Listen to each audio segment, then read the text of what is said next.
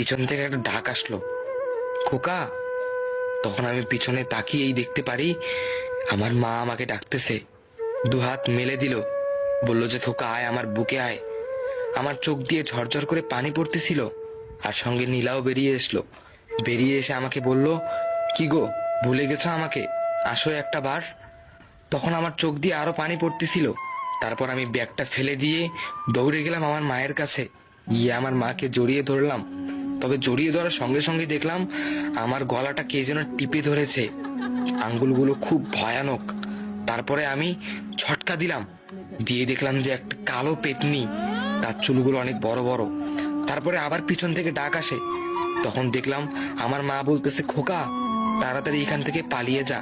নীলা বলতেছে, আমাদের যা হয়েছে হোক, তুমি তাড়াতাড়ি এখান থেকে চলে যাও, এরা হলো ভয়ানক পেতনি, তোমাকে মেরে ফেলবে। তখন আমি পেতনিকে ঝটকা দিয়ে ফেলে দিয়ে তাড়াতাড়ি ব্যাগটা নিয়ে খুব জোরে দৌড়ে সেই বাসা থেকে বের হলাম। বের হয়ে যখন রাস্তায় গিয়ে দাঁড়ালাম, তখন আমার সেই বন্ধুরা বললো, কিরে কি হলো? আমি বললাম যে দোস্ত, এই বাসাতে ভয়ানক কিছু আছে।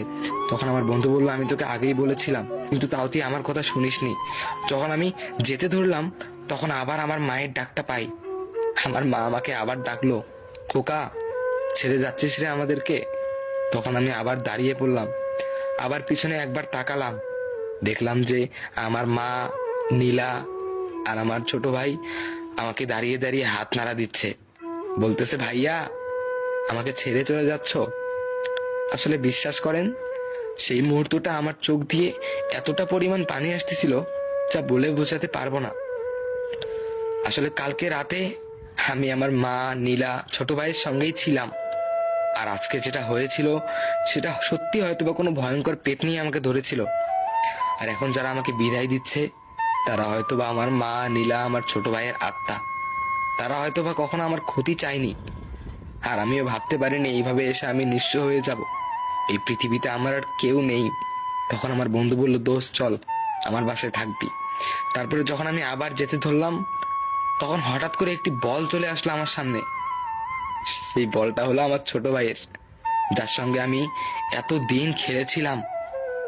তবে সেই বলটাকে যখন আমি হাতে নিলাম, নিয়ে আমার সেই ছোট ভাইয়ের স্মৃতিগুলো মনে পড়ে গেল। তারপরে আমি বলটাকে আবার সেই বাসায় ফিরিয়ে দিলাম। তারপরে আমি বাসার দিকে আরেকবার তাকিয়ে দেখলাম, দেখলাম যে আর কেউ নেই। নীলাকেও দেখতে পাচ্ছি না, মাকেও দেখতে পাচ্ছি না, আমার ছোট ভাইটাও নেই। তারপরে আমি আস্তে আস্তে ওখান থেকে চলে গেলাম। আমার মন কিছুতেই মানতেছিল না, আমি আমার প্রিয় মানুষকে হারিয়ে ফেললাম, আমি আমার আপনজনদেরকে হারিয়ে ফেললাম। খুব কষ্ট হচ্ছিল। তারপরে আমি আবার বিদেশ চলে গেলাম।